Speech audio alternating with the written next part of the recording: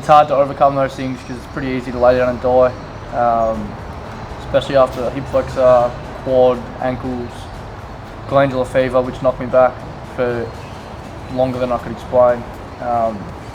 Look, it's a hard thing, and even without going through the injuries, ups and downs of playing well or not performing well, it takes its toll on everyone. So I think to be able to be in this position and try and get drafted and put the work in to do it, you have to be a very mentally strong and capable individual.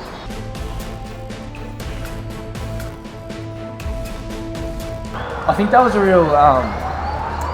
real learning point. It probably tested me, but I think that drove me. I put in a massive pre-season, wanted so much, finished off the back end of the year at Sandhurst, played at under 18s Pios, beat Oakley in a wild card, finished off so strong, and I think I learned a lot of modesty about that too. It was very humbling, sort of going back and just getting to work, and then knowing you have that work behind you to be able to play well. I think that just launch padded me for the last 2 years I've had, and hopefully set me up for going forward. The start of my pre-season was interrupted from sickness and a foot injury, and then I had a really good 2 months behind me, and going into round one feeling confident, played a good first half against the Rebels, and then copped a massive knock. Really couldn't move my leg for about a week and a half. Really struggled, to be honest. I was probably, mental demons probably crept in. I was thinking, geez, how long am I going to be out for? How's this going to affect the draft?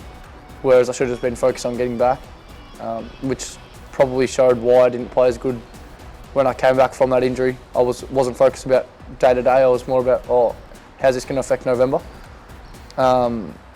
So yeah, it was a tough time. Talking to a lot of mentors, so Brett Deledio, my manager, was a massive factor. So supportive, always there for me, and then other mentors really got me through that. I think I was consistently okay for most part of the year, like 15 and a goal, working hard but not getting as much rewards as what I'd hope. There were some good moments, but overall I would have liked to have played better.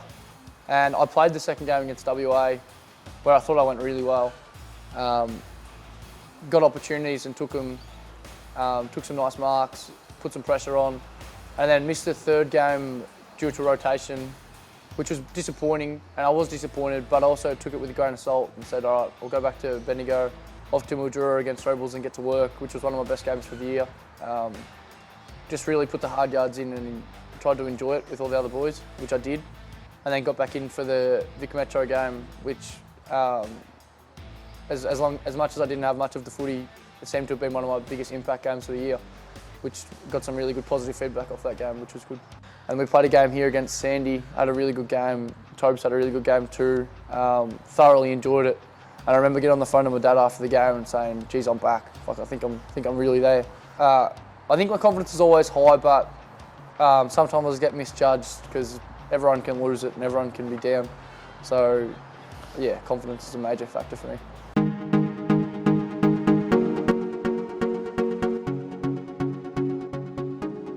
We did a pressure rating thing for the last 6 weeks, just to really show recruiters and coaches that I can add that to my game.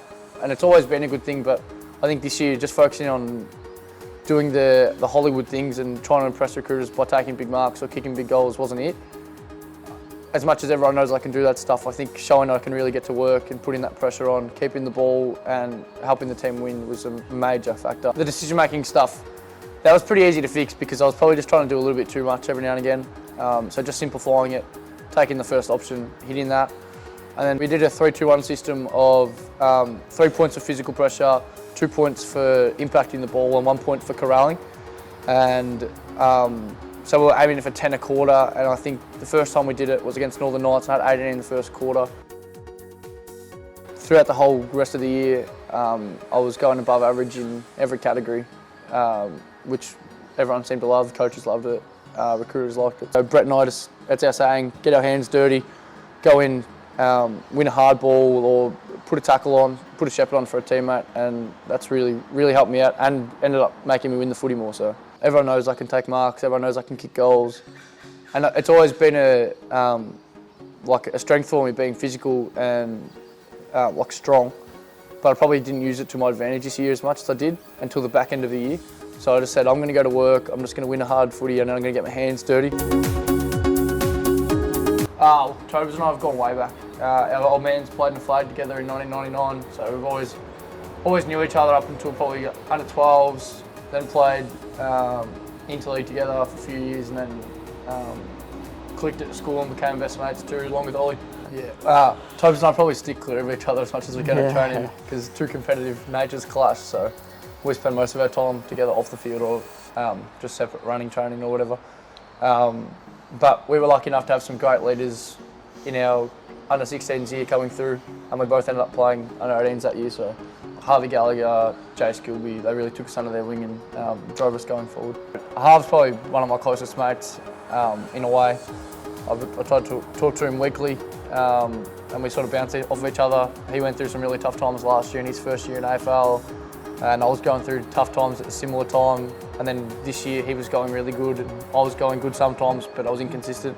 So it was he was awesome for me, just a support network, but also there to drive me when things weren't going well, making sure I get back to it, and just an overall great mate. Yeah, good mate of mine as well.